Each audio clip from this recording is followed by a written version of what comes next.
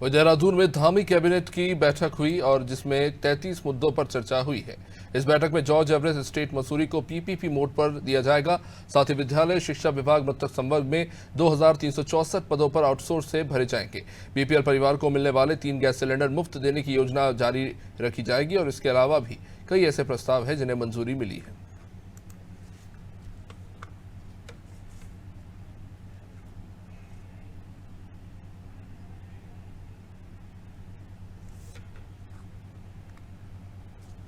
चलिए आपको सीधा लाइव लिए चल रहे हैं प्रधानमंत्री नरेंद्र मोदी के संसदीय क्षेत्र वाराणसी, जहां वह जनसभा को संबोधित कर रहे हैं। लाइव आपको दिखा रहे हैं काशी से। यानी बेनिफिट भी डायरेक्ट और फीडबैक भी डायरेक्ट।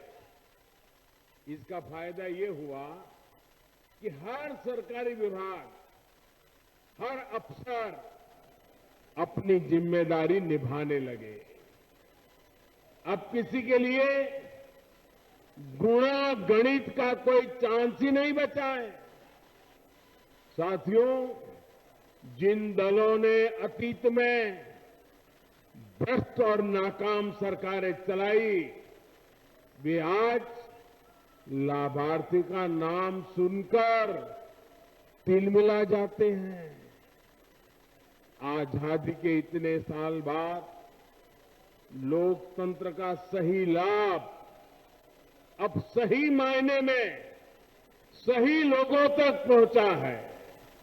वरना पहले लोकतंत्र के नाम पर सिर्फ गिने चुने लोगों के हित साधे जाते थे। गरीब की कोई पूछ नहीं थी। भाजपा सरकार में लाभार्थी वर्ग आज सच्चे सामाजिक न्याय और सच्चे सेक्युलरिज्म का उदाहरण बन गया है। हम पूरी ताकत लगा रहे हैं कि हर योजना के आखिरी लाभार्थी को खोजकर उस तक पहुंचकर उसे योजना का लाभ पहुंचाएं। जानते हैं इसका सबसे बड़ा लाभ क्या हो रहा है? भाई, जब सरकार खुद ही पहुंच रही है तो क्या हो रहा है? कमीशन लेने वालों की दुकान बंद, दलाली खाने वालों की दुकान बंद, घोटाले करने वालों की दुकान बंद। यानी ना कोई भेदभाव और न ही कोई भ्रष्टाचार। साथियों, बीते 9 वर्षों में हमने सिर्फ एक परिवार और एक पीढ़ी के लिए सिर्फ योजनाएं नहीं बनाई हैं, बल्कि आने वाली पीढ़ियों का भविष्य भी सुधर जाए, इसको ध्यान में रख करके काम किया है। अब जैसे गरीबों के घर की योजना है, अभी तक देश में 4 करोड़ से अधिक परिवारों को पीएम आवास योजना के पक्के घर मिल चुके हैं। आज भी यहां यूपी के 4.5 लाख गरीब परिवारों को पक्के घर सुपुर्द किए गए हैं। सावन के महीने में महादेव की ये कितनी बड़ी कृपा हुई है। साथियों, जिन गरीबों को ये घर मिले हैं, उनकी एक बहुत बड़ी चिंता खत्म हो जाती है।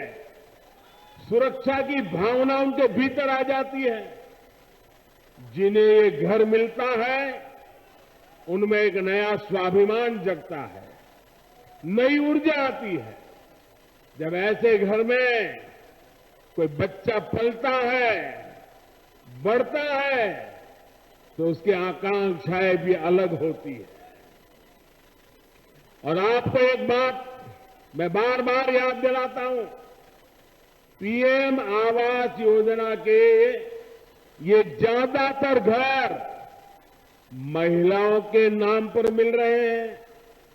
आज इन घरों की कीमत कई कई लाख रुपये हो गई है। करोड़ों बहनें तो ऐसी हैं जिनके नाम पर पहली बार कोई प्रॉपर्टी रजिस्टर हुई है। इससे गरीब परिवारों की बहनों को जो आर्थिक सुरक्षा की गारंटी मिली है, ये वो ही जानती है। साथियों, आयुष्मान भारत योजना भी सिर्फ 5 लाख रुपए के मुफ्त इलाज तक सीमित नहीं है। इसका प्रभाव कई पीढ़ियों तक पड़ रहता है। जब गरीब परिवार में कोई गंभीर रूप से बीमार पड़ता है तो किसी की पढ़ाई छूट जाती है, किसी को छोटी उम्र में काम करने के लिए जाना पड़ता है, पत्नी को भी रोजी रोटी के लिए निकलना पड़ता है। एक गंभीर बीमारी आई कि कई कई साल तक मां बाप बच्चे बड़े हो जाए लेकिन शादी नहीं कर पाते हैं, क्योंकि आर्थिक स्थिति बीमारी में खस्ता हाल हो जाती है। और गरीब के सामने 2 ही विकल्प होते हैं, या तो वो अपनों को अपनी आंखों के सामने जिंदगी के लिए संघर्ष करते देखे, या घर खेत बेच दे, किसी से इलाज के लिए कर्ज ले।